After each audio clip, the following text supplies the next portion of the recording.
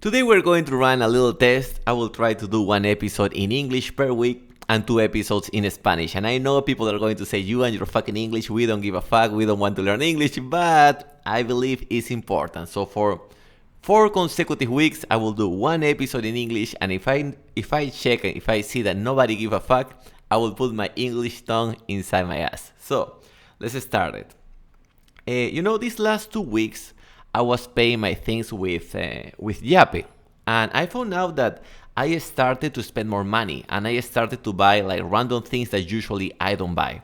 One day I was walking around Maestro, the place where they sell all the things for construction, and I bought some little plants for my mother. I mean, that was a nice thing, but then I was buying things at the restaurants and things in the mini market that usually I don't buy just because it was easy to pay to scan with the phone.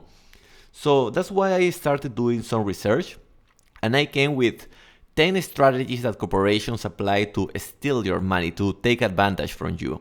Why is important to pay attention to this? Because let's remember, many people are going to receive their AFPs, their ONPs, and all their Ps. So people are going to have money. And spending money is a good idea, especially when we have inflation. But the real problem is that if you spend money in things that you don't need, you are giving away your purchase power. So that is going to be today's episode. Before starting, thanks to the sponsor to me, josebalta.com, if you want to buy supplements. Instead of buying advice from the trainer or the nutritionist, go directly to josebalta.com. And also, if you want to take your life to the next level, you can go to inglesparacholos.com. So time to get started. The first thing is that we need to understand that now we have target ads. Long time ago, I mean, you are too young to remember this, but long time ago, ads were just like a billboard, un cartel. You have like a billboard, you will have maybe TV, radio station. So the publicity was massive because it was broad, it was for everybody. That's why most of the products that were advertised there were kind of, general consumption products, because it doesn't make sense, or it didn't make sense back then in time, to advertise something that was niche, because the numbers didn't allow it to make it profitable. But nowadays with social media, Instagram, Facebook, you can narrow the target as much as you can imagine. For example, you can decide, I want to target men between 30 and 35 years old that follow these pages, that are virgin, and many other features. And that's why it's harder for people to resist to buy, because the ad is tailored for yourself. I was giving this comparison in the morning. It's like, imagine that the corporation, before crafting the ad, they ask information to your mother, to your girlfriend, and to your friends. If they gather all that information, they can craft the perfect ad. And that is the reason why people can't resist when they are scrolling. And by the way, social media, Mark Zuckerberg, he's smart.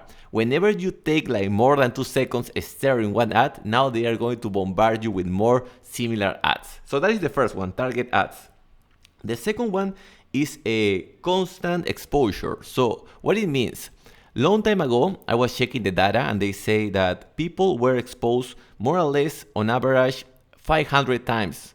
They were exposed to 500 ads per day between billboards, radio, and TV. But nowadays they say that it's more or less like between 5,000 and 6,000 ads. Why is important to acknowledge this? Because the more exposure and the more time that you spend in front of ads, the higher chance you have to buy the things. Some people are going to say, no, I don't care about ads. We all care about ads, because every time they are showing you the thing. So eventually you believe that you need it. Sometimes you do, sometimes you don't. Here I want to do a little break to make it clear that it's not a bad idea that companies are becoming better advertising their products. But in the same way that they can advertise a good product, they can advertise a shitty one. And most of the time, what is happening now is that all the budget is going to publicity, to marketing, instead of going to the product. And now with inflation, the thing is insane. We discussed this phenomenon called shrinkflation, when products start to reduce its size. Yesterday, an algona came here to the house, she bought chifles here in the mini market. And I was surprised because, I'm a little bit old, but I remember back then in my times, the chifles were like a big thing, or like a banana frita, no? So the chifles were like this. Now the chifles were like a little condom size box or bag. So I was like, this doesn't make sense at all. But trying to round the idea, what I'm saying is that if we are exposed, and that's why I believe it's a good idea to have this fasting of social media, because it's not coincidence that people that spend more time in front of social media are buying more random or things that they don't need. So let's go to the third one. I just finished my workout now. I came from the gym. My tongue is dry. Give me a second. By the way, before continue, I just shared on my Instagram, Tío Balta, the last song of my favorite artist called Crucito, Cruzito. So if you go to my Instagram, please like his song. Continue. Fake reviews. If you remember the story of this guy, Liver King, remember the Liver King, the guy who said that he just eat liver and he was like very jacked just by eating that, and he said that he have never done steroids in his life, and then the truth appeared. But I remember one day he appeared on a podcast and he said that he had a technique to promote his supplement because he's a supplement seller too. And his technique was to have like Facebook groups, WhatsApp groups, and he will give away, giveaway is regalar, he will give away a lot of supplements to the people who left reviews on the Amazon platform. And that is one problem. For example, many of the positive reviews that you will see were purchase reviews, fueron pagados.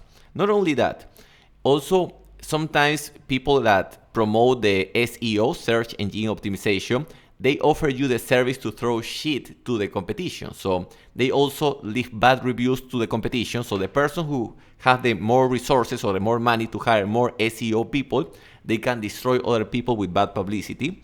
And then you have also what I will call unnecessary publicity. People, we tend to buy what other people buy, but people share not what they really need or what they are using. People share the fancy stuff. So if someone buy like an iPhone 15 or 16, I don't remember in what number we are now, but whatever fancy thing that people buy, they try to flex it on social media, and now everybody's buying that just because other people are showing that. So people are buying more luxury things because they believe it's necessary, just because they see it many times. The next one is sponsor content. This is not new. If you go to most of the YouTubers and most of the content creators, they are lazy. They always are scratching their balls. They are not like Uncle Balta that take the time to craft a product or a system like inglesparacholos.com. But most of these motherfuckers, they just sell the affiliate marketing system. They use the affiliate marketing system. So what they do is corporations try to reach you. In my case, for example, I have a lot of cryptocurrencies and NFT companies trying to reach me, and they offer me that if I show their link of their website, they are going to share some profit with me. But the problem here is that when that thing happens, the content starts to become crafted around the link that you are trying to sell. So it's not a coincidence that many YouTubers or content creators, they tell you a whole story, and at the end, oh, by the way, you can use this link. Nothing wrong promoting a link or affiliate marketing website, but reality is that if you are not sure of what you are promoting, maybe the content creator is just sharing something that is profitable. So that is also something important to remember. Polarized marketing, that is interesting. Now everybody is from the right or from the left, todos son de derecha o izquierda. Everybody are like climate change people or anti-climate change, COVID people or Uncle Balta people. So you get the point. Some companies are trying to take advantage of this. We come back to the loneliness epidemic. Basically, the idea of this is that people believe that they have to be part of a tribe. Whenever like a company is selling to that tribe, they believe, oh, if I'm part of this tribe, I have to buy this and show it on my social media, by the way. So this technique, I would say that it has been applied, but I don't think it's a good one if you want to use it in your personal business, because at the end there is a higher chance that you're going to surround yourself with enemies. So maybe it's a no. Let's go to the next one. The subscription economy. That makes sense when you use the service. For example, if you are going to a gym, it makes sense to pay your subscription. SmartFit costs now 110 soles. For 110 soles, all the machines that you have, all the nalgonas, all the chances to go to different locations make sense. But many people, I remember when they dropped the discount price of 20 soles per month, the first month, a lot of people sign up for that, and now they are not going. Now the gym has like 50% less people, and the money is being withdrawn from their accounts every month. So only pay subscription when it makes sense. And there are others like Netflix that I would say that it doesn't make sense. Most of the time they don't show you good content. They just have maybe one good movie or one good series. But the worst problem of Netflix or Prime or these platforms is that since you are paying a monthly fee for that, you believe you have to use it. And people are watching more movies or more series than they should be watching. That's my humble opinion. The other one is buy now and pay later, and there you have the credit cards, you have all those systems. By the way, I have an ex-girlfriend, and she told me something that I knew, but I forgot about that. She's owning to the bank, I think, like 50,000 soles or 60,000 soles, an ass of money, un culo de plata.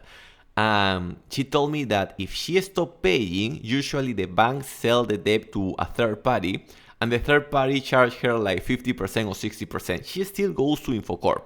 But what I'm trying to say here is that a lot of people are realizing that they cannot pay the debt and just, pay it when the third party charge the debt with a 50% discount. I'm not promoting that practice, but since you are listening the episode in English, I want to give you the good stuff. Let's go to the next one.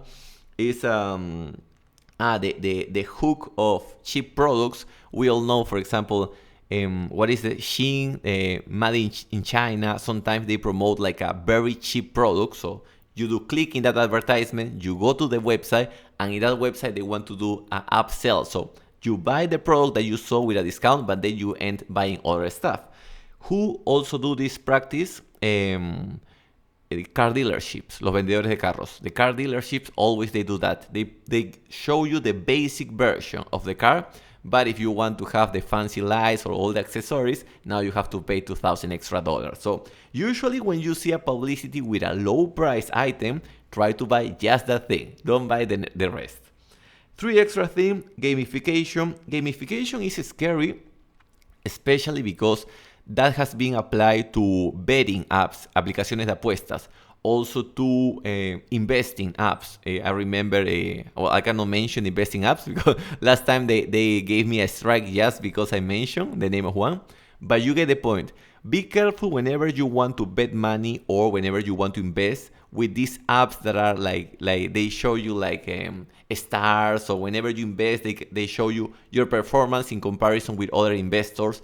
The idea of investing is something that should be boring, shouldn't be entertaining. And the idea of betting is a bad idea. 2 extra things.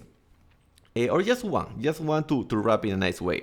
I would say that one of the biggest techniques that they are applying now, and this is a technique that universities knew long time ago. Now I think this part is called Coachella. I saw a video of Will Smith and J Balvin in Coachella. That was so good, the video. But how do they handle it? Is they have like a waiting list. So they don't ask you if you want to buy. They just tell you, do you want to join the waiting list? Joining a list is free, so you just join. And you see there are a lot of people in the waiting list.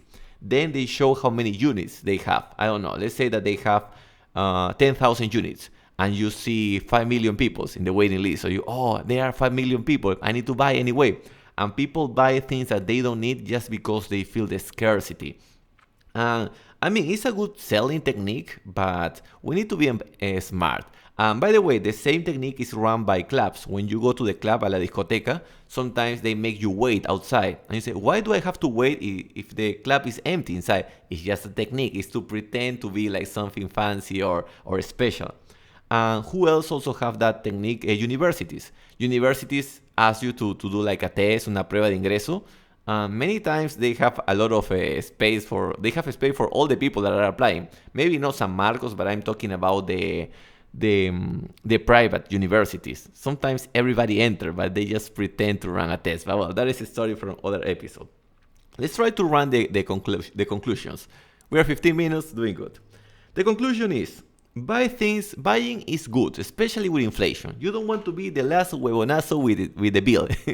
I used to date a woman back then in the Gold's Gym time, and after me, a friend of mine dated that woman, then another friend dated the same woman, and one of my friends, he said, she's like a fake bill. The dumbest person hold it. So, el más huevón se queda con el billete falso. That was funny. So the same happened now with the bills. It's like, you don't want to be the last person with the bill when inflation ate all the value of it. So you want to spend your money fast, but buy the things that you really need. First thing.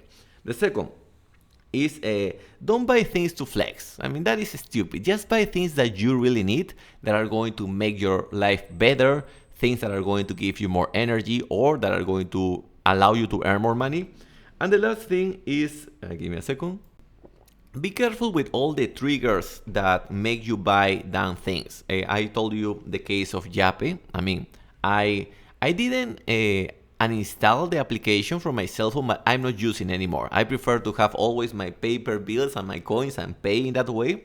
So I feel when I spending the money. But if you believe that there is an application, maybe like a gambling application, a betting application, or maybe just the Yape, that is making you spend more money, or money that you are trying to save for a bigger purpose, maybe it's a good idea to uninstall those applications. It's going to make your life easier. I hope you enjoyed this episode. Remember, josebalta.com if you want supplements, if you want to take your life to the next level, inglesparacholos.com, and if you want to buy my audiobooks, Cómo dejar de ser una putita y la eyaculación eterna, you can send me a WhatsApp to my personal number. There's no fucking way I'm going to mention my number in English because nobody's going to write it, so I will say it in Spanish. +51 98 90 23 986.